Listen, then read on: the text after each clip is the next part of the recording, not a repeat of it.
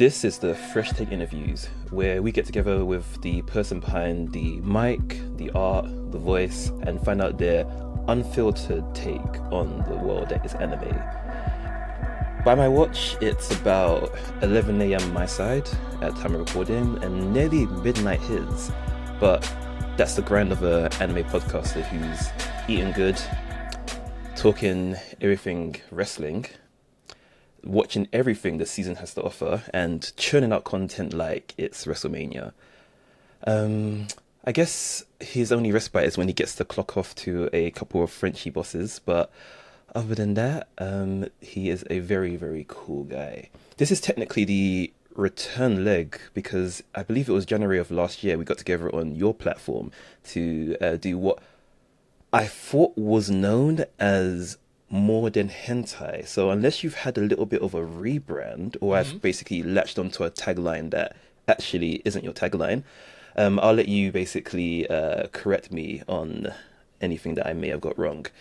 Hailing from Melbourne, Australia, Brendan of the Sakura Society. Welcome on, sir. Welcome. Hello, hello, hello. It is an absolute pleasure to be here, my friend. It's nice to be on the other side of the hosting microphone for a change. So it's kind of cool to just sit back, relax, enjoy the ambiance, and get a little blush happening on the skin with such a fantastic introduction there.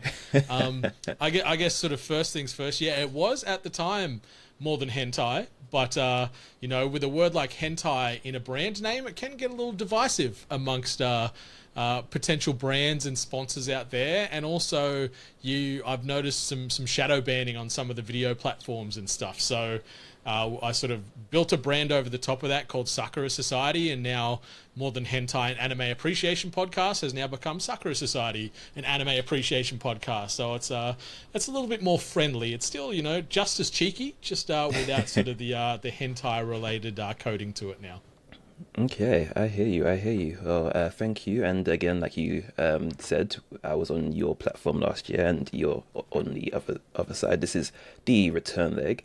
And I guess it's a chance to get people on my side of the globe to get to know you and what you're up to. But before that, I think I want to do like a little bit of an icebreaker, just something to get you relaxed, which I'm pretty sure you don't need being a seasoned podcaster yourself. But I think I want to do what is called a 1 minute quiz. Nothing to, what's what I'm looking for? Nothing to, there's not going to be any pressure. It's just basically things that you should know about you, we hope. Okay. Yeah, I hope so. If I don't, I'm going to sort of seriously question my existence after this. So we'll see how we go. Okay, so let me actually do what I'm supposed to do. And set a timer for... It's so official. You're setting an actual timer. I'm setting an actual timer. A quick sip. Go for it. You know what? My watch decides that it wants to not cooperate, which is actually super embarrassing. Why would you do this to me? The joys of content. I could maybe set one if you like. No, I'll do it the old-fashioned way. 1 second. As he gets his phone. I thought you were going to get an egg timer out of the kitchen and wind it up. LOL. You know what? The funny thing is, I actually have an egg timer downstairs. I might actually bring that into future ones. Ooh, yeah. We'll see. But anyway, let's set that timer in 3, 2, 1. What is your name?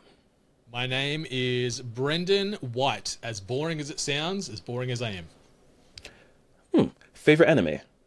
Your Lie in April. Do you eat cheese by itself? No, I do not. Burgers or ramen? It's very mood dependent, but gun to the head, I'd go burgers.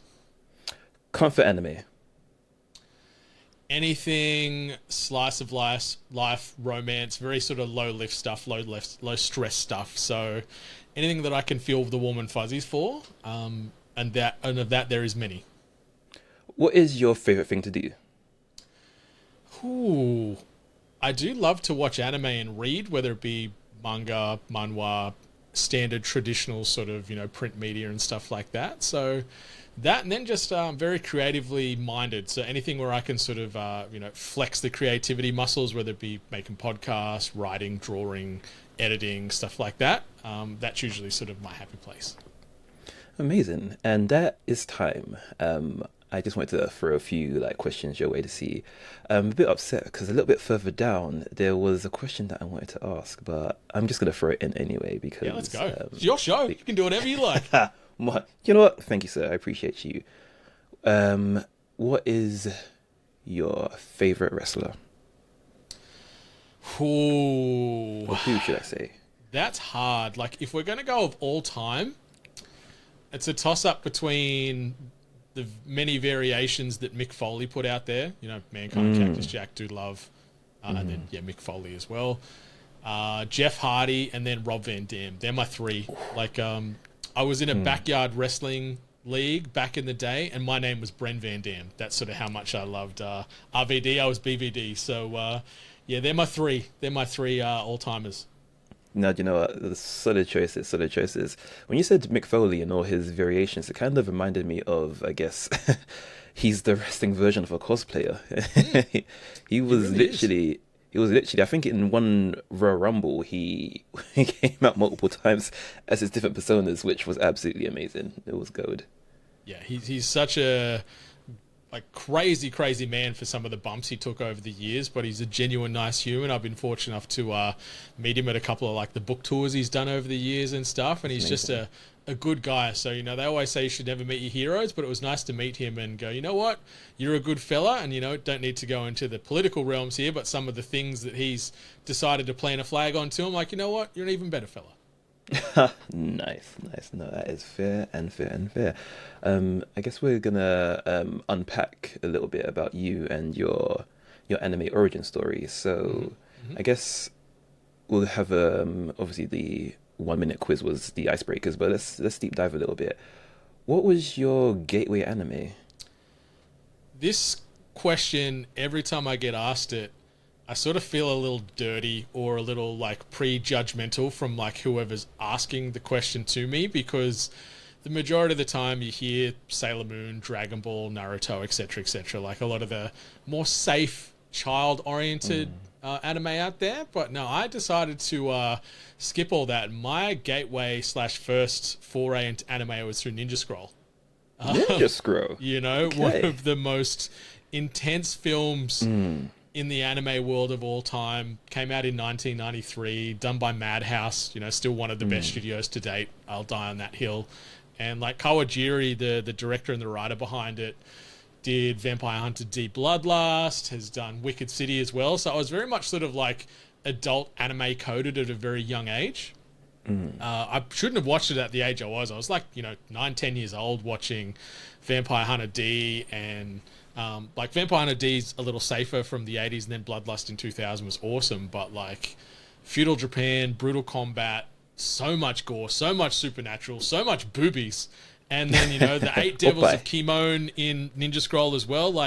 As a young, warm-blooded male just about to hit their teenage years, it was the perfect sort of discovery to anime for me, and it really sort of set the table for me at a young age.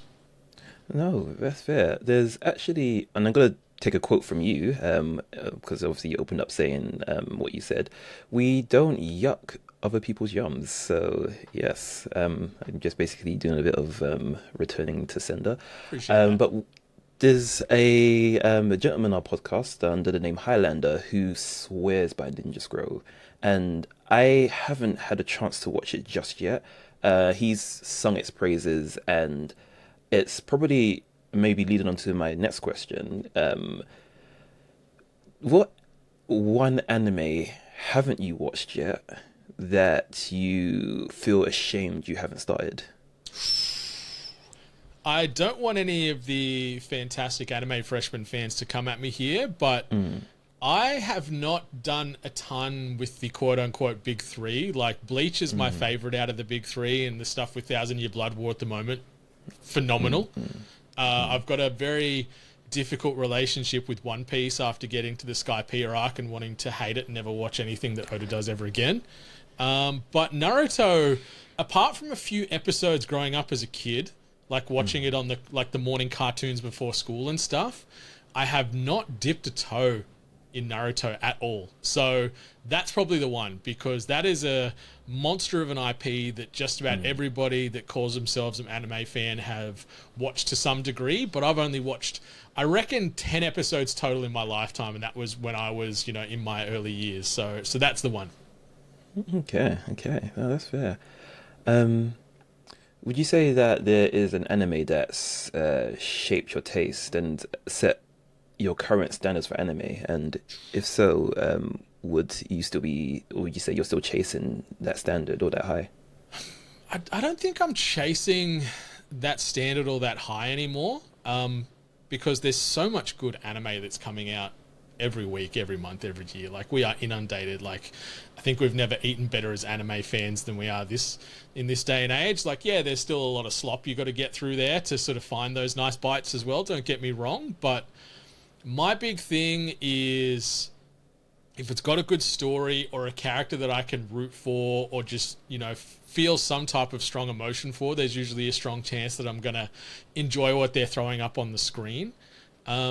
Stuff that impacted my taste early, like I said, I sort of jumped into the deep end, into the more mature anime. So after Ninja Scroll, discovering, Bubblegum Crisis, and then the remake of Bubblegum Crisis, Akira, Ghost in the Shell, and then that sort of segued into Trigun, Berserk, Perfect Blue, Cowboy Bebop, and all that kind of stuff. So I've always been very sci-fi, fantasy, I guess obsessed is a good word. Love sci-fi, love fantasy, but then also love those cute, wholesome, adorable romance stories that just make your heart explode. So it depends on the mood I'm in, but if it's usually done by a reputable studio, or there's, like I said, a story that I can care about or get invested in, or a character that I can root for, I'm usually going to give it a go, for better or for worse. Okay. No, I love the answer. Okay. You're very what's what I'm looking for?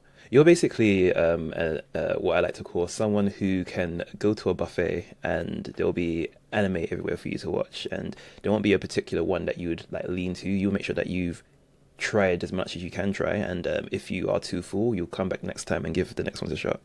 Exactly. And like, I don't understand people that go to a buffet and just go, oh, you know what? I like the sweet and sour pork. That's all I'm going to have. I'm going to get that and some rice, even though there's some cool, funky looking dumplings over there. There's some soup over here. There's some entrees over there, a bit of prawn toast, whatever else. Like, load that plate up and just eat till you're full. And like you said, come back another time to sort of finish what you missed the last time. So, yeah, keep an open mind, God damn it. Exactly.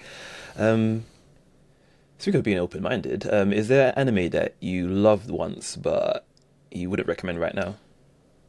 This is a hard question. Like, I think, like, I still love it, but I feel I sort of took the wouldn't recommend part just because it can be a tough sell to some people, and that is Kill la Kill. Like, I think it's phenomenal, like, gorgeously animated, really cool, like, coming of age story, and, with the revenge weaved in there, some really funky characters you meet along the way, some really cool combat, but trying to explain to people what the concept is regarding, females and whatever else battling each other in very titillating sentient clothes. It's not an easy sell to some people, whether they be new to anime or maybe old vets to anime. So that, and then the constant force feeding of sexualized or sexual adjacent fan service in that one, it doesn't hold up as well as something like Gurren Lagann, in my opinion. So same studios, but Kill la Kill's the one where I'm like, man, it's so good and I love it, and it's a great rewatch and holds up really well, but it's not for everybody. No, I agree. On the pod, I've been trying, like similar to you, I guess for the same reasons, I've been trying to get the rest of the team to watch Food Wars, because I believe it's one of the best stories ever. Like, it's one of the best anime stories. Fan service aside, it's like, it's weird to say this, but it's like a sports anime. You basically find yourself like in the action, like front row, and I feel as though, and I think it's a bit weird the way I say it, but I feel as though they're fan service-esque parts. It's kind of like the power scaling system. Like the more the stronger the foodgasm, the better the chef, right? So exactly. And it starts off very, I guess, sexualized per se, but towards the end, they're kind of, I'm gonna say, metaphors that they use when they're eating the food. It gets more artistic and more nuanced, and like it's a good anime. And I find myself at the end really satisfied with the whole overall story. It was a good story for me. it is. It's in my top 10 of all time. Food Wars. Like I stand by exactly everything you said. Like it is sexy Iron Chef with heart, and I'm completely on the front lines fighting for this anime every day because a lot of people just dismiss it due to the fan service, but it is done in taste most of the time, and when it's not done in taste, it's done in a humorous way, or it's done to, like you said, really emphasize the power leveling of these chefs. Like it is so good. I think the last season could be slightly stronger at the end, but overall we've got 5 seasons, 100 and something episodes of just food-related anarchy, and I've got the cookbook. I've tried cooking some of the recipes they've done over the years. It is so good. I can't speak highly enough of Food Wars. Same. I feel I've gone to conventions and I've watched and I've seen a lot of cosplayers, but I had genuine excitement when I saw someone cosplaying Soma. I was like, no. I was like, you don't understand. You've made my day. You don't see many Food Wars causes out there now. I think about it. Like I've been to many a convention, and I can't think of any Food Wars related cosplayers that I've seen. If I saw a meat major out there one day, that I will fold like the cheapest of suits. My goodness gracious the me. meat major. Yep. The funny thing is, it took me a little bit, but I know exactly what you're talking about. The funny thing is, I guess I can understand why a lot of people don't gravitate towards Food Wars, because I watched the first episode initially when I was recommended it, and I was like, nope, this isn't for me. And it probably took me maybe another 2 years of being like, my good friend saying, no, you have to give it a shot, it gets better, like, please. So I gave it another shot and watched episode 2 and 3. I was like, okay, you know what, let's see where this goes. And because I kind of gave it a little bit of a break, I had a lot to binge, so that made me enjoy it more. That I basically had like a buffet of Food Wars. Yeah, listeners, viewers, watch Food Wars. You're doing yourself a disservice if you don't check it out. It is so fun, and that's like, that's what you want. You want to be entertained, and that's what this show does. That's what this podcast does that you listen to right now. Shout out to Anime Freshman. Shout out Sakura Society. What anime era would you say that you belong to? Because I know like you and me both have watched like anime over the years and probably have forgotten more anime than we remember. But there's the 90s, there's the 2000s, the 10s, and the current era that we're kind of in at the moment. Where would you say you would hang your hat and resonate with the most in terms of that decade? This is a tough question. See, you guys ask the tough questions here on the podcast. I respect that, because I'd like to sort of think that I'm multi-generational, but I don't know if that's too egotistical to say. But anyway, I'm saying it. It's my voice, my opinion. Suck it. But no, I'd say if I had to select one era, I would probably say the 90s, because that's where I really found this fantastic medium, where I discovered these amazing stories, and it really set me on the path. And even going back now, watching anime from even the 80s through to the 90s and then into the early 2000s, like, it holds up so well. The animation is arguably better than majority of the anime you might watch in this day and age, minus a few. You know, there's a few studios out there that are just, again, in very rare air that you can't touch, like what Ufotable do with Demon Slayer, for example. You know, that is just visual perfection on screen. But watching that stuff from the 80s and 90s is just, it's nostalgic, it's familiar, it's comfortable, and I just love the grittiness of it with so many of those titles, and just the grittiness and the realness in the animation. So I'm gonna say the 90s for me. I'm gonna say I'm a 90s boy. Okay, no, that is well and truly fair, and I believe it is a hard question, and I don't know where I threw it. to you because I don't personally want to answer it myself. But if Damn it! I was just about to ask you the same question. if like forced to answer that question, it is every decade has had heavy hitters and things that have basically made anime what it is today.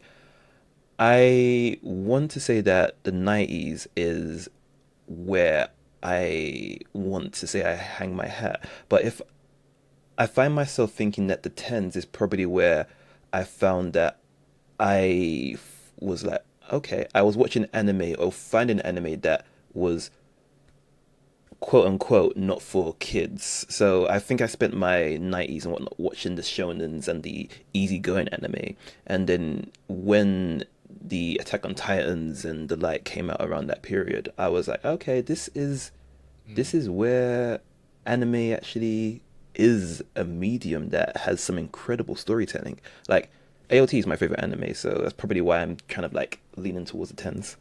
So That's fair. that'll be That's my fair. one. And it's a special piece of media, so I can't fault you there. Speaking of the, I guess the international scene, the other day I had a friend from China reach out to me. It's been many years since I've heard from said gentleman. We obviously, when we do talk, we talk like we haven't not spoken in as much time as we have. But he said to me in these words, he was like, Zen. I was like, yes. He goes, what do you mean there's too much anime? And I was like, whoa, so what do you mean? Basically, me and one of the guys on the podcast had a little bit of a conversation because this season of anime, there is so much anime happening. And I basically said the line that there is too much anime. Not in a bad way, but I'm finding it difficult to keep up with it. Like, the amount of anime that we're getting this season alone, we, in years gone by, will probably get throughout the whole year, like, spread out, if that makes sense. But there's so much top-tier anime dropping in this season of anime alone that I'm like, wow. I'm blown away, if I'm being honest. Yeah, it's overwhelming. Like, I saw some stat predictions the other day about this, and they're sort of saying that, you know, by 2030 there's going to be on average 500 new anime coming out every year just based off the trend and the trajectory. I'm sort of working through a video at the moment recapping all the series that I watched in 2025, but on the caveat that these are only series that either debuted in 2025 or returned in 2025. So it's anything that came out from Jan 1 through to December 31. And take a guess at how many series I watched in 2025, not even including like rewatches and comfort and stuff like that. Ooh. Okay, I'm going to hazard a guess, and I'm just going to say... Okay, I don't know where this number came into my head first. They say go with the first answer, so I'm going to say 80? Not bad. 118. 118 series I watched that came out in 2025 or returned in 2025 alone. So I got some problems, man. I got some problems because there's a lot of crap in that list. Did you find yourself watching them all fully, or were there things that you dropped? Some of, like, let's just say maybe 10% I probably dropped. But at least out of that list, I committed at a minimum 3 episodes. Because the rule of 3, I feel, is a good baseline to work off. But outside of that, I watched everything else on that list from front to back. Like, I was crunching the numbers. I haven't updated my anime list profile in a little while, but I think I'm ticking close to 10,000 episodes of anime I've watched in my lifetime. Kudos to you, and thank you very much for your service to the anime. I'm going to ask, if you had to choose one anime that dropped last year that is your favorite, which one would it be? You had to choose one. That's tough. It's a coin toss if we're throwing in films as well, because I just feel Chainsaw Man the movie Reze Arc was just phenomenal cinema from front to back. Like, Demon Slayer Infinity Castle was gorgeous, but the pacing was a little boggy and bogged down in comparison. But I think, and this is just based off fandom and love of the franchise, but seeing The Fragrant Flower Blooms with Dignity come to screen, it's one of my favorite manga of all time. It's a must read for me, and it's a must watch, and it was so perfectly done on screen. Like, Cloverworks are the romance kings and queens, and they nailed it with Karako and Rintaro. So that's where I'm putting my bet there. So let's just say that I was kind of hoping that you chose something else just because I wanted the credit for saying this, but I fully agree with you. Out of all the anime that I watched last year, The Fragrant Flower, honestly, it surprised me. It was something that I went in with zero expectation and came out on the other side wanting more. And everything about it, I have no critique to say. It does the love story with anime well, in terms of, like, you usually find that the love interests drag out their, like, feelings for each other, and it kind of gets a bit laborious to a certain stage in some titles. But in this one, the obstacles in their way and the reason that they didn't, like, I guess, make their feelings known for each other clear is very well written. It's very well written, executed, thought out, and I'm not gonna lie, there's one scene with the mother where she basically, like, reveals something that made me it gave me an emotional jump scare. Let's just say that. Yeah, I cry a lot in media, whether it be watching, reading, whatever else, playing video games and stuff. But this manga and now this anime, just without fail, it feels like my eyes well up every single chapter that drops on the manga, and then just seeing it done and translated with so much love and care to screen. And I think one thing you just said then that I 100% agree with, like, it's just done in a really relatable, believable, respectful way when it comes to love and romance. Like, it avoids so many of the anime romance tropes, and it's just real, and you can understand not only our two MCs, but yeah, the airtime that the mother gets in this first season, but even just getting more of the family's backstory in future seasons that we'll see, and the broader classmates, and even some of the teachers and stuff. Like, it is just transporting me back to, like, my high school years. Like, I feel I'm going to, Chidori High with Rintaro and his crew, and I'm part of the bunch of quote unquote deviants and mischief makers that Chidori's known as. So yeah, it's just so good. It's just real, and I love it. And yeah, that's top for me from last year. It's hard though, because there was some bangers that came out. There were some bangers. No disrespect to any of the other ones that we didn't mention, because it actually is a difficult question. I just feel that this one had, I guess, it was just unexpected, and I think that's probably why it does it for me. Mm-hmm. Me too. Okay. So 3-episode rule. Do you believe in it? I sure do, my friend. I feel this is the best way to consume new or unfamiliar anime, and so much so that, like, with the podcast that I host, formerly More Than Hentai, now Sakura Society and Anime Appreciation Podcast, what I've done with the way that the podcast functions is, instead of it just, we used to, when we jumped on together, we did an episode 1 deep dive unpacking, pretty much plot point A right through to plot point Z of that first episode. But you get a good taste, you get a little palate cleanser, but you want more of the meal. So I've sort of expanded it out now where we unpack the first 3 episodes, because you can get more of a grounded and rounded opinion, because 20 minutes, they go... we've been recording now for half an hour, and it feels like we've been here for 5 minutes, and we've talked about a lot, but also there's a lot more to talk about. So I feel that rule of 3 is the best way to introduce people to anime that maybe it's a genre they're not familiar with, or maybe they're new to anime in general. I always say, like, just give it 3 episodes. It's an hour. You watch 60 minutes of Married at First Sight or whatever the hell every other night. That's an hour waste of your time. At least this has got some substance to it. So yeah, rule of 3, 100%. I'm in. Okay. On the topic of threes, this current season of anime, are there 3 episodes that you, or 3 episodes, should I say, 3 series that you would recommend? What would those be?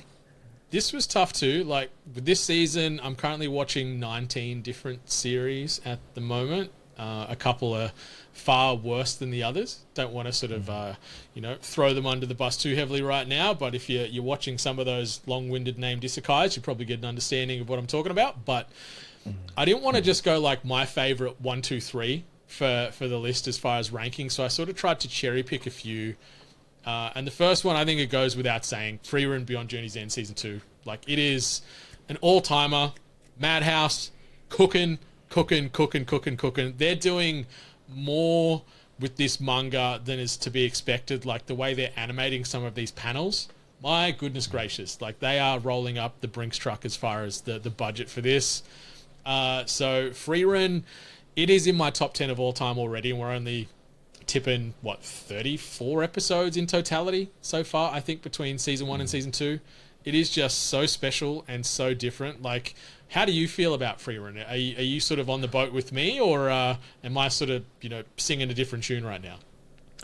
If I missed the boat, the harbor, I would have jumped into the water and swam after you, because Frieren is, and it's funny you say that, because I haven't actually, I guess, expressed this, and I've thought this. Frieren has become one of my favorite animes of all time. And when people ask me what are my favorite animes, I find myself saying my usual suspects, like the Hunter x Hunters, the Fullmetal Alchemists, the Attack on Titan, of course, I can't forget that one. I would give those S ranks in terms of like they are like genre defining anime. Frieren, as far as I am concerned, is already an S. And sometimes I find myself not verbally saying that to others, because I feel as though some people go, well, it's only just come out, how can you say this?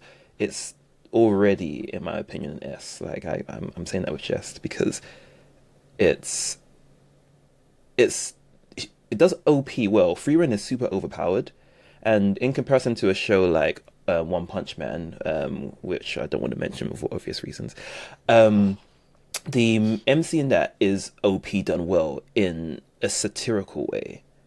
This one is OP done well in more of a... It's more understated. When she basically gets to the stage where she has to kind of like flex her repertoire, she will flex the repertoire with the best. But she doesn't lead with that. And there'll be times where she will literally, like, without giving away spoilers, she can be apprehended by people who she can basically, if she so wished, she could basically swat them away if she wanted to. But she has a moral compass that basically will mean that, oh, well, if you're going to basically lock me up and throw away the key, I guess I'll just oblige, even though she can just basically see herself out whenever she so chooses. There's so many things I can say about Frieren. I can go on a tangent about that. But to answer your question, yes, sir, I am well and truly on this boat with you, because Frieren is a beautiful watch. It's very laid back in its approach to the fantasy genre, but it's a good laid back.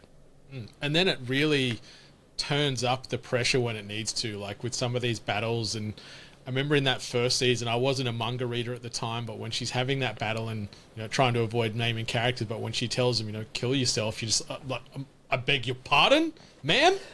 What? Okay, we're going there. Like, yeah, it is so good. It is a perfect anime, and like you were saying, S tier. Like, if we sort of lean into like a Devil May Cry, like I'm going SS tier with this thing. Like, it is so special, and it's an all-timer already. Like, I don't care that it's only been 1 and a bit seasons so far. Like, it is that special, and you can see if they maintain this consistency and trajectory, there's a reason why it's like the highest rated anime of all time on my anime list for season 1 and season 2 now. Like, the anime fans have spoken.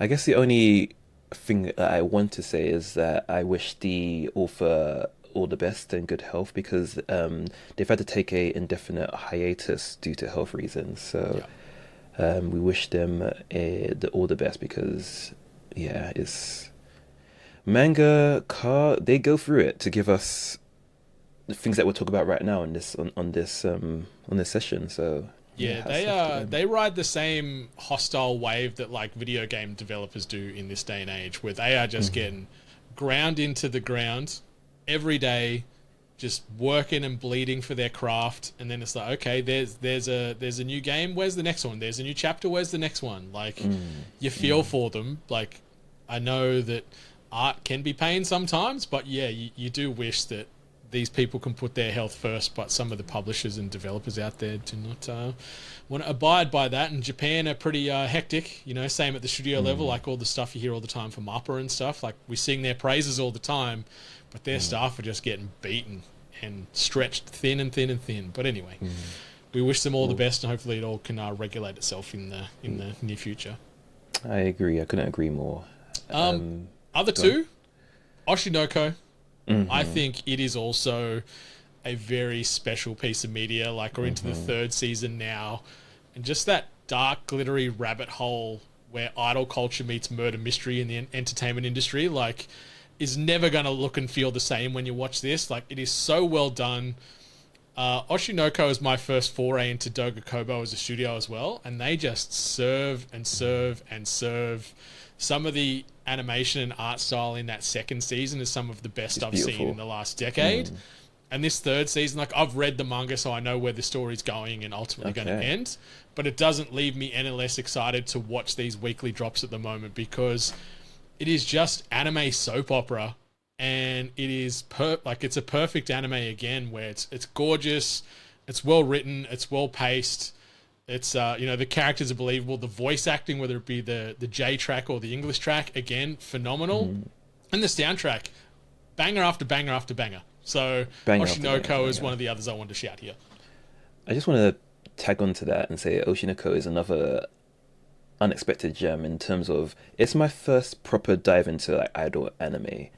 And I found myself hooked from the onset. The first hour special that they did was absolute cinema, and then after that I was already sold. But this, you know, in the second season, when they went into the whole, because they showed the dark side of the entertainment industry, not just idols but the actors, the like daytime TV, just the whole like entertainment industry. It kind of gives you like a nice little lens and kind of like a look into that side of the industry that you wouldn't really ever get a chance to see. Even when in season 2 they showed the stage play that they focused on, it was so well done that it had me, even though we know the characters as they are introduced to us, when they were their characters and their personas on stage, I was sold. It's so good. It is fantastic. Again, can't recommend it enough. Like, I love that High Dive pick up some of these gems sometimes that become something big, but I'm also happy now that season 3 of Oshinoko is on Crunchyroll, so it's hopefully going to get it even to a larger audience, and then season 1 and season 2, at least here in Australia, is like even available on Netflix now. So I love that this franchise is getting the exposure that it deserves, because it's just good tea. So much drama every episode, and it's edgy seat stuff. I agree. And last one? My third one, this was hard. I've got a couple of honorable mentions that I won't deep dive in, but I'll sort of like mention them after this third one. But the third one, I didn't watch this until last week, so I was fortunate enough to be able to binge 5 or 6 episodes back to back to back. I don't know if you've watched it at all yet, but Journal with Witch. No, I haven't. It's very unexpected. So it's about a novelist aunt and her grieving teenage niece, and they sort of prove that the messiest, most unexpected families can sort of be the ones that can save you. Like, so it's focused on Makia and Asa. So Makia's sister / Asa's mother and father die unexpectedly in a car crash, and so she goes to live with her aunt, who's a bit of a extroverted sort of loner that has a real hard time socializing and whatnot, and she's just sort of used to doing her own thing at home. So you're watching these two coexist and heal together and find love for one another, and also what they want to do in life. Where Asa, like, her mum was always like, "Oh, you don't join the band group at school. That's stupid," or don't do that. That's silly. Where Makia, the auntie, she's just like, do whatever you want. Like, as long as you're not hurting yourself, all is fine. Be yourself, find yourself. And then Makia is also coming out of that shell and really, investing in the writing and reconnecting with old friends and old lovers and stuff like that. So it's really fantastic romance and reality in an adult sort of coding as well. So it's a little bit of a slow burn, but it hits. Like, I've cried a couple of times watching this already in these 5 episodes because handles the emotions and that messiness that life is better than most. So that's my other one, because I don't think enough people are talking about that this season.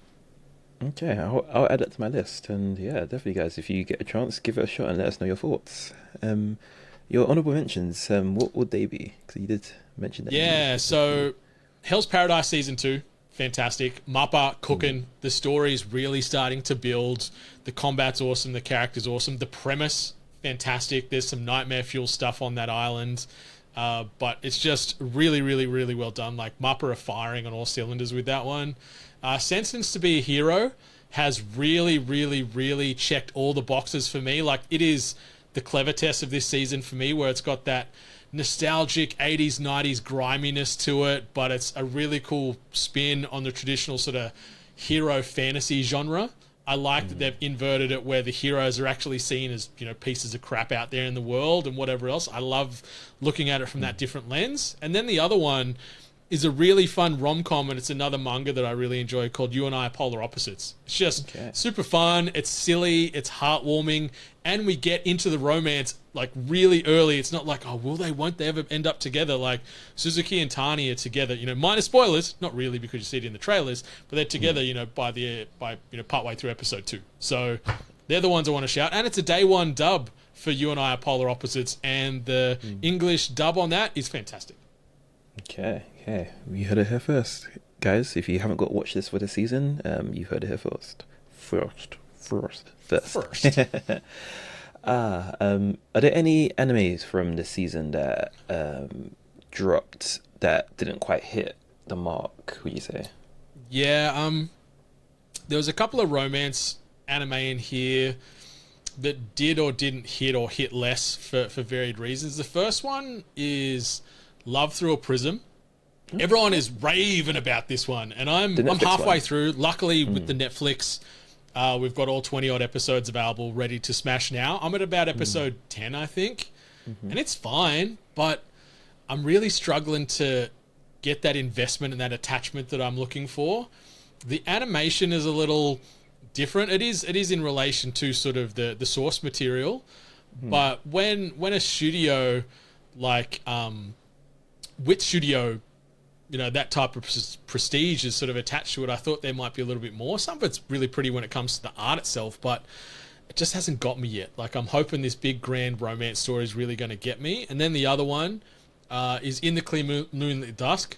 I love the manga by Mika Yamamori. I think it's a really, really competently told high school romance. But it feels like the budget on this one from the animation side is a little light. Like, East Fish Studio I'm not too familiar with, but it feels a little mid, a little underdone from the animation perspective. So it's a great story, but it's getting let down by the art for me. So they're two that I wanted to feel more, and I could potentially with Love Through a Prism once I finish it. But right now they're just like, they're fine. In the middle of the pack. A bit more of a slow burn, would you say? Yeah. Okay. I guess currently current, we've got the last question to throw your way. Is there a sleeper anime from this season that you feel isn't getting enough attention? Medalist is so good. Like, it is starting to get a little bit of hype, but I love the story. But the fact that, based off the rankings on my anime list, it is the 33rd most popular anime based off, you know, people interest levels. So there's 32 other anime that are, you know, more hype than that within the anime community. It's got an 8.36 rating so far. Season 1, I think, ended about 8.34-ish. Season 1, like, only came out last year, by the way, was one of my top 3 anime of 2025. Minus spoilers for my list that's coming out soon. But it's so good. It's so good. Like, it's, you know, that sort of fresh take on a sports-related anime. You can't help but root for Inori, this young kid in the 5th grade trying to chase her dream of being an Olympic figure skater. And then, like, her coach, who was, you know, a failed, you know, what do they call the dancers?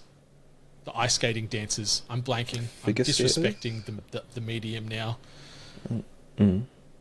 But whatever they do that, like he had a crack at that to become famous, couldn't get there. I don't know if you've watched any of Medalist from last year or this year, but it is so good. And I think the issue why not enough people give it attention is because it's on Disney/Hulu. So they've only got like, a dozen anime in their catalog, it feels like. Yeah. They've got some bangers in there, don't get me wrong. Shout out to Bleach and, like a couple others out there, Undead Unluck and stuff. Heavenly Delusion, I believe, is also part of yeah. It was a sleeper. It was so good. But Medalist, I love it. I can't speak highly enough of it. The animation is really nice by Studio Engi. The soundtrack is an absolute humper. The OP from not only this season and last season is some of the just most toe-tapping, like, good time vibes you'll find. And just seeing these young kids on ice trying their little hearts out and, failing and getting back up again. Like, it's just, this show is pure heart, and it's really, really special. I can't sing Medalist's praises enough. Like, it is, like I said, top 3 from last year, and it's sitting around 5 or 6 in this season at the moment. So, Medalist. Okay. No, you know what?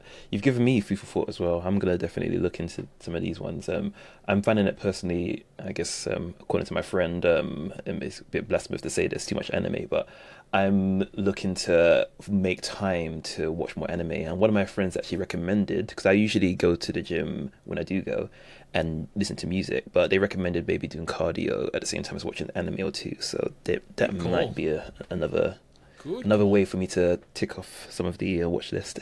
Yeah, and it's great. Like, we haven't even mentioned, Jujutsu Kaisen Season 3 is out this season, Fate Strange Fakes this season. So there's, like, some big dogs that are doing the rounds this season. Core 2 of 5-4 Season 3 and stuff like that. Gosh, like, yeah. there's Final monsters season. this season, but there's just so much quality, I feel, at the top end of town that, they're not worth talking about right now, for me. I mean, they will need a whole episode dedicated to themselves. So the last section of Chinwag today, because I'm pretty sure we can chop it up for hours, and I got time. I know what your day's looking like, but I got time. I'll be honored to do this on a more regular basis, because give me an excuse to talk about anime, and I will do it. I will do it. I mean, I do it, so yeah, don't have to ask me twice. But yeah, I guess we're gonna talk shop where the craft meets anime, and from one anime podcaster to another. I'm humbled to have you as my first official guest of the Fresh Takes interview in this format that we are doing. But my question to you, sir, and I guess for my community to know, is why did you start an anime podcast? First, I'm humbled as well to be the first guest on this, so thank you. So I want to get that out of the way right off the bat. So I used to do a video game and pop culture podcast for close to 8 years. That's sort of how I started in the podcasting space way back when. It was actually like the 10-year anniversary of podcasting for me, like 2 weeks ago, which is crazy to sort of say out loud. Congratulations. Thank you. But near the back end of sort of the run, like in those last few years, I started consuming a lot more anime and manga and sort of otaku culture related content. And one of the consistent segments we had in the podcast, like, we sort of started off, what have you been up to? And that's sort of where myself and my co-host Ali, or some of the other co-hosts that sort of came and went before that as well, we'd sort of talk about what we've played that week, or watched that week, or eaten that week, or read that week, just to sort of get a bit of a quick sort of sanity check on, any new recommendations you got, what are you consuming that's entertaining you? And in those last few years, I started like talking more about, I watched episode blah, blah, blah of this week, and checked out this new anime, or read this new manga. And so it just sort of started to organically fold into the video game podcast.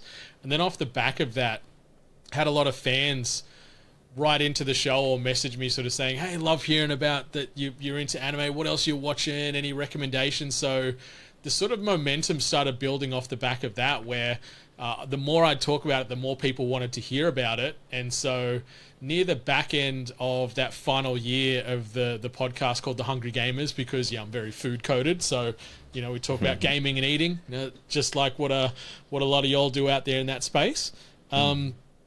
I started up More Than Hentai in parallel, and it was just, I'll release an episode once a month or once a fortnight, or whatever my workload could handle, and started doing that. And then the more I did that, the more the sort of momentum shift, at least from my focus, started going, you know what, like the gaming, I love it, but it started to wear a little bit thin. And like even to now, I think I've still got video game fatigue where I don't play anything really anymore unless it's a friend reaching out saying you want to jump on and play together. Like all these awesome single player games that are coming out every other month, I just don't have that final push to jump in and give it a spin, and it makes me a little upset. But anime is that new sort of focus for me now, where I'm watching anime, I'm reading manga and manhwa, and just in that ecosystem, and it really just complements being able to talk about that on my own podcast and talk about it on the podcast here with you right now, or talk about it on the socials. Like it's just, anime and video games are the best vessels for storytelling in the world, I think. Like they are the two perfect mediums that can just take you anywhere you want and create anything you want on screen and just make it believable, where live action can be there for some things, but it just can't hit the way that anime and video games can, at least for me, in my opinion. So that's how I started an anime podcast. So that was very long-winded, but that's the journey there, my friend. No, that's I enjoyed being on that journey with you, my friend. Thank you. One thing that jumped out at me is the video game part. One thing, and one of my vices is gaming, but also one of the conflicts I have is finding the time to complete a game. And it's got to the stage where amongst my gaming friends, I've become a bit of a I guess the topic around me and video games is with the single player games, I can't see them to completion. My gaming backlog is so the gaming graveyard that I have is actually really bad. And one of my habits is I will have a game and I will enjoy the game, but then another shiny toy will come out and I'll be like, oh wait, I also want to start this game, and then I'll have too many games on the spin that I don't actually see through. One game, however, that I really enjoyed that came out last year is Clear Obscure Expedition 33. Absolutely beautiful, stunning game. Cast was amazing, and the thing is, I'm gonna go to the world the tour that they're doing. They're doing like the musical that's coming out. Concert, so to speak. And the concert is what I'm looking forward to do. And a little bit of a spoiler, I will be cosplaying or attempted to cosplay as Minoko from the series, which might be awesome for some to see. That's so good. Yeah, like Clair Obscure, that's one of the titles where I've got a copy of it, but I just can't, not force, but like press play on that game to start it. But I know I'd love it, and I know it's probably going to be one of the best gaming experiences of my life, but there's just this something that's just sort of freezing me in place after just doing that podcast for 8 years and playing these games, even when I wasn't in the mood, because, you know, you'd be fortunate enough to get review copies and trying to do, you know, media-related stuff, so you've got to smash through these games even when you're not in the mood for it. But circling back to something you said, I'm sort of the inverse with you, where if there's something there, whether it be a video game, a book, an anime, if it's all available, I need to consume it. I need to consume it all now, no matter how many shiny toys or you know, new other versions pop out in the periphery as well. So yeah, if I was to jump into Clair Obscure right now, I know that if I could finally pick up the controller and start going, I wouldn't stop until that game was finished over the span of, you know, I guess a week or 2 weeks, depending on my sort of availability goes, and then I'd move on to the next thing, because yeah, I have a hard time where if I put it down, I worry that I won't go back. And the same, I don't replay many games, like all these big RPGs, like that first story, that's my story, and that's all I need. That's good enough for me. Box checked, onto the next game from there. I don't need to go back and play Fallout 17 times or Mass Effect different times and be a Paragon and a Renegade and whatever else. It's just, you know what? No, that's my Commander Shepard. That's cool. Had a good time. On to the next. On to the next. I guess similar view in that vein, Elden Ring was a game that I played once and I enjoyed it. It was beautiful, but I had people who did the New Game Plus, and I was thinking, why would I put myself through all that all over again? There's some sickos out there. There's some people that just love that punishment, man. Literally. But yeah, back onto the main talking point. What is one thing being a podcaster has taught you? I think and the biggest thing it's taught me, I think it's pretty universal. Just take a chance. turn on that microphone, turn on that camera, hit play, and what's the worst that's going to happen? I'm very much of the mindset where I don't want to die wondering about anything. So for better or for worse, I'm going to jump into everything and maybe fail at most, but at least I'm going to put my head on the pillow going, you know what, I had a crack. Because I know on the flip side of that, if I didn't have a crack, it was going to eat me alive and I'd go insane. So if you want to start a podcast, start streaming, making content, learning a new dance, playing a sport, or just have a go. Like, jump in, take the time to understand what it is you're jumping into as well. Obviously, you don't want to hurt yourself, but take that chance. Just say yes, give a go, and good things will usually lead from that. That's sound advice. I'm sure a lot of people will resonate with that. Thank you for that. Nice. If you could start again, would you do anything differently? I think I'd lean into the video aspect of it earlier. The podcast and the podcasts that I've been part of have been primarily just audio based, but a lot of our fans out there have always said, you should record it and upload it in a video format, or cut it into shorts and into pieces. But I think with my mindset, I wouldn't say I'm a perfectionist, but I feel I have a good eye with how things should look, and if I can't make them look that way, then I just don't want to release it, even though everyone just, on the flip side, I said just hit record and send it out there.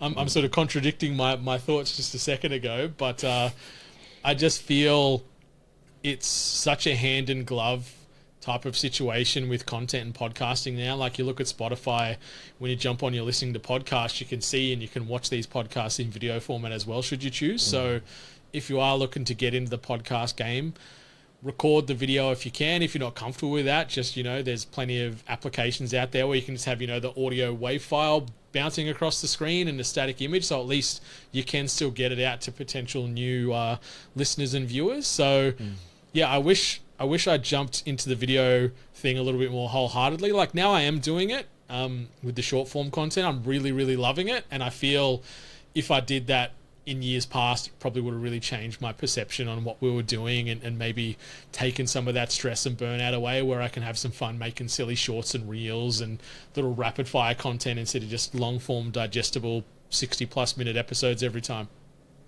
No, I hear that. And I guess kind of on a similar journey as you, because our podcast started off as predominantly audio only, and we were slightly late bloomers when it came to the video content side of things, but we are still, I guess, navigating that video space as we speak, which is kind of what we're doing now. But it's actually a fun experience learning how to video edit and how to do content creation as well. So yes, that's something that I can relate to.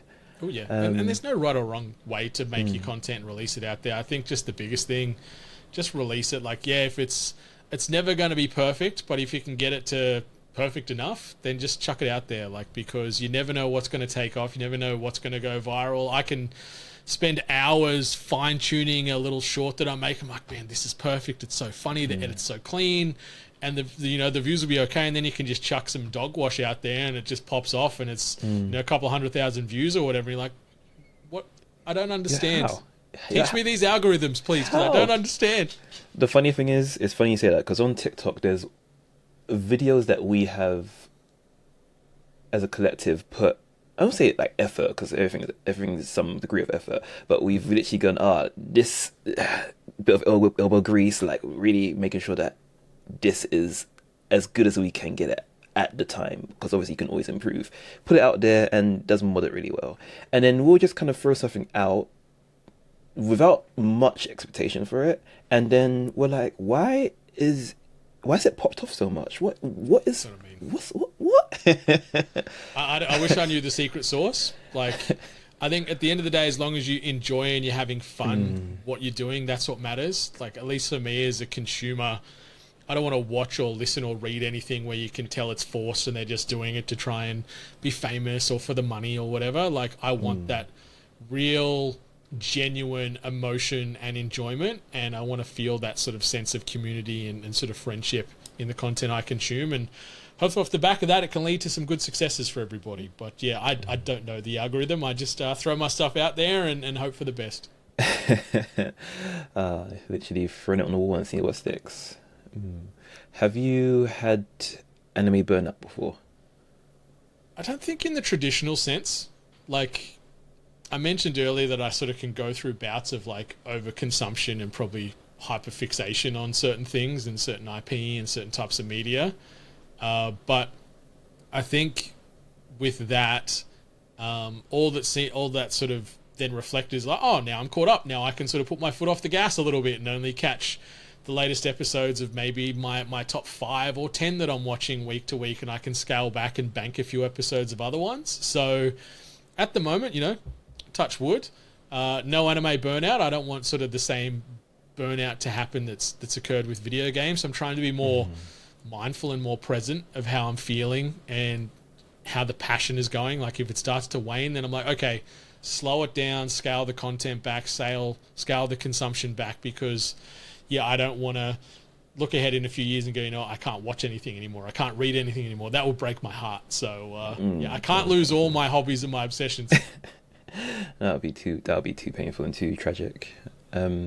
When you review and discuss anime, how do you balance hype versus like your honest critique? I think I look at it like this, where the hype, it initially gets you in the door, but I feel like the quality, the entertainment, and the hopeful consistency of the product is what keeps you there. So I'm happy to listen to anybody's opinion and thoughts, whether it be a review online, a content creator spouting something, or a podcast. But I'm not going to let that define and shape my opinion going into an anime or a movie or a book. Like I go, oh, cool. I might add another little layer to the hype and expectation. I'm like, you know what? That's an opinion that I typically can gel with and agree with.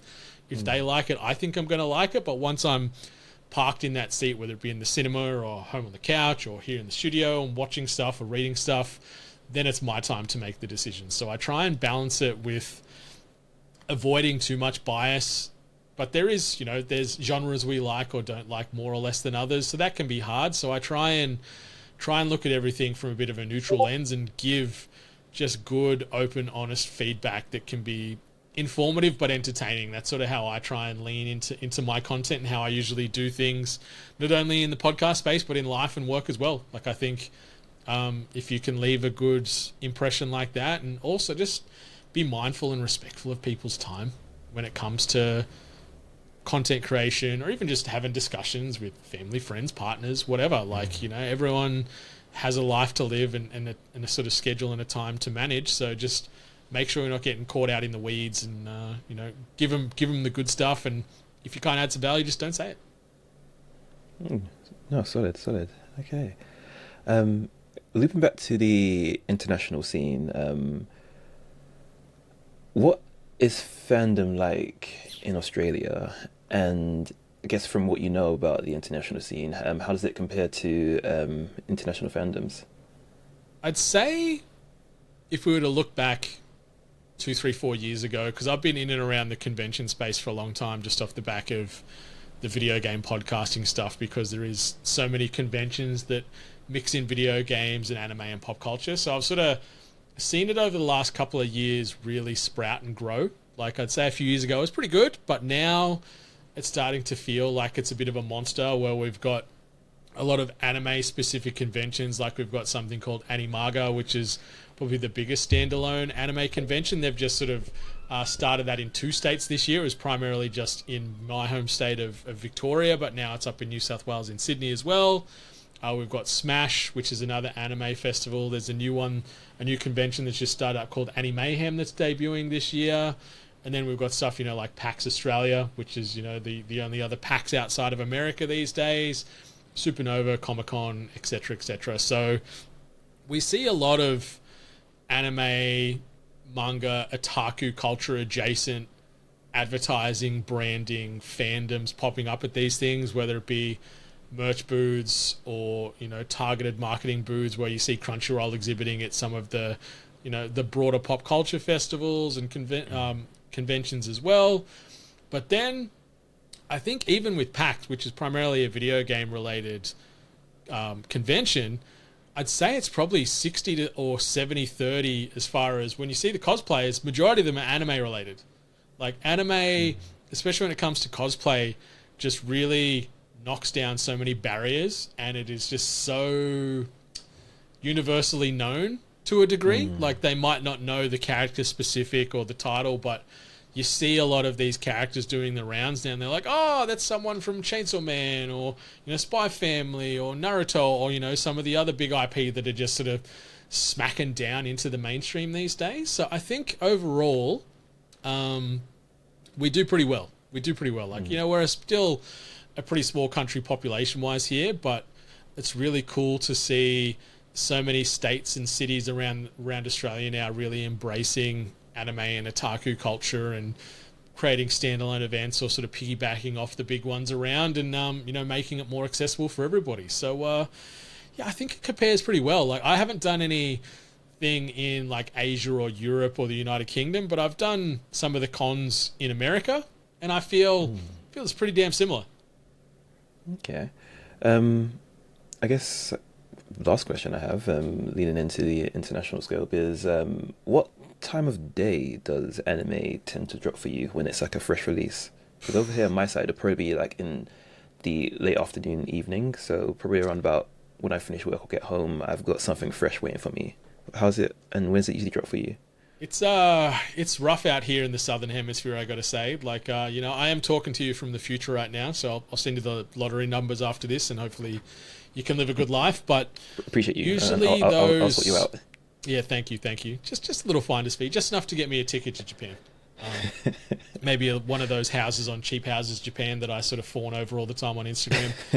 But as far as anime releases go here, it's anywhere from sort of midnight to 2 a.m. is our release window. So it's either you stay up late, sacrifice some sleep and cop it just before bed, or what I like to do, like my Sunday mornings typically, I'll sort of have a quiet, slow, easy Sunday morning, get up, have some brekkie, and sort of catch up on my stories on a Sunday, and then the other ones I'll just sort of watch whenever I'm available. So yeah, they're really, really goddamn early drops, dude, and it sucks.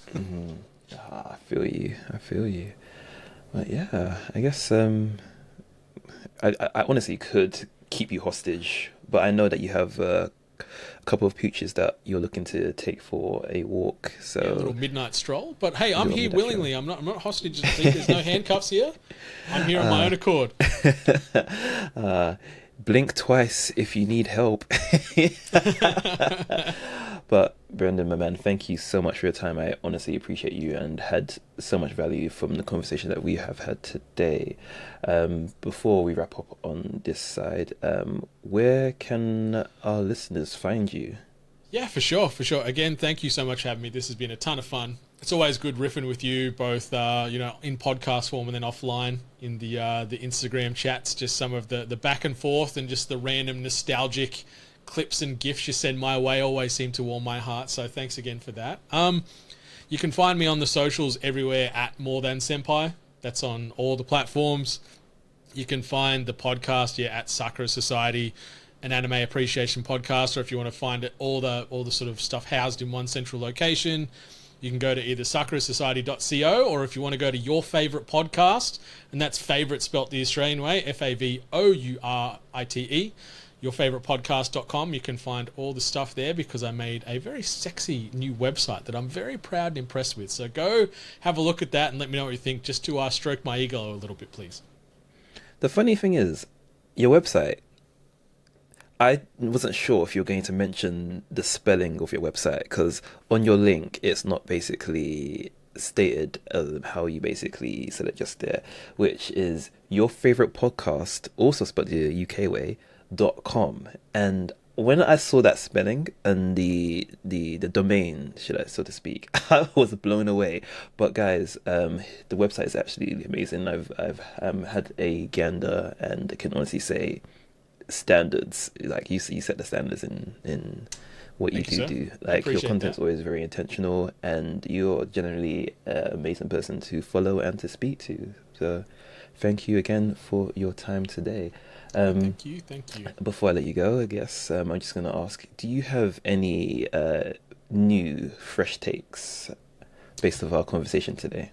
Whoa, this is hard. This is a hard one, because it's like, what takes are fresh when it comes to anime these days? Like, I don't think the whole sub versus dub debate's a fresh thing. I think the debate's silly. I feel the quality in modern dubs is better than they've ever been, minus the hysteria, like the madness that is the Ghost Stories dub from back in the day. But like, just listen and consume your content however you like. I think also it's totally fine to enjoy both, you know, seasonal trash and then the more serious, high-end, upper-class peak stories and anime out there. Like, I don't think it's mutually exclusive. Like, sometimes it's just fun to turn your brain off and watch some fan service or some isekai or some low-end nonsense. Like, you know, like talking about food as we have throughout this podcast. Like, you know, sometimes you feel like a nice, tasty smash burger, and then other times you feel like a